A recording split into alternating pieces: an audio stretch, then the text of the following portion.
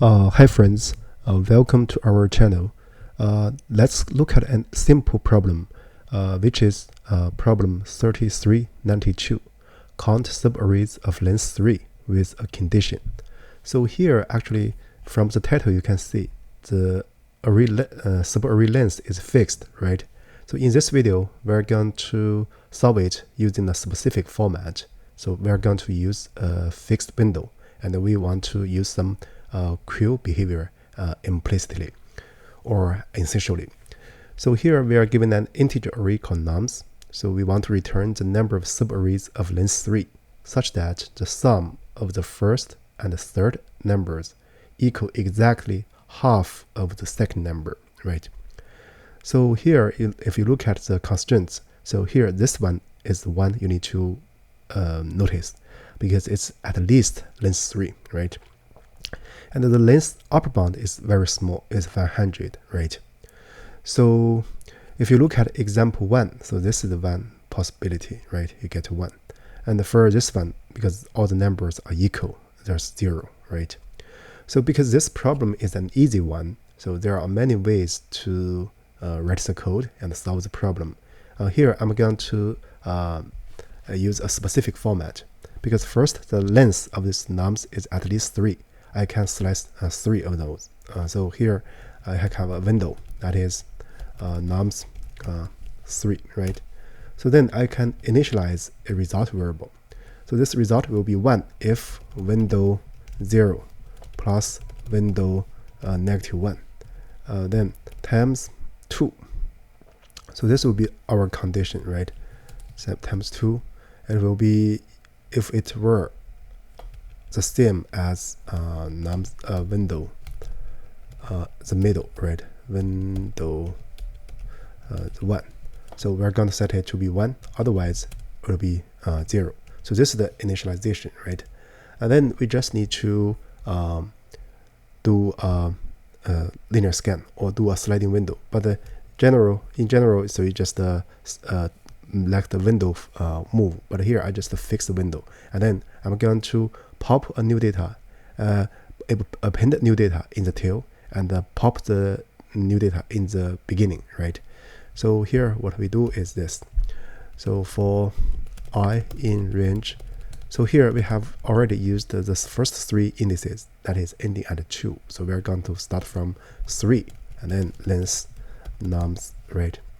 So if your list is length 3, so you are not going to enter this while loop, right? So just to return the result state. So the overall code structure should be something like this, right? But now let's see. Once we have a new data come, so what do we do? So first we are going to do window pop. We pop the oldest one, right? 0.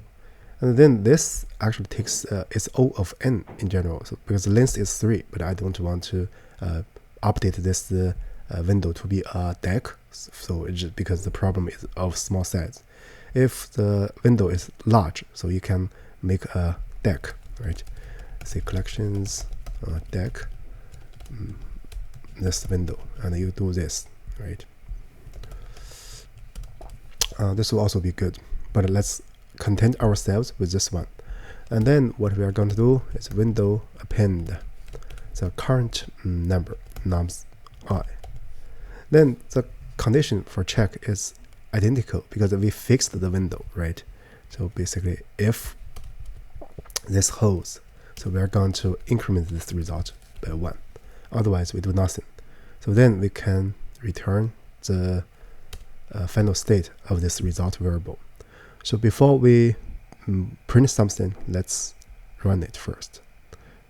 Yeah, it passes the 2 test cases. So now let's look at the generic case. Yeah, it passes all the cases. So here, let me first print the original state of this original result.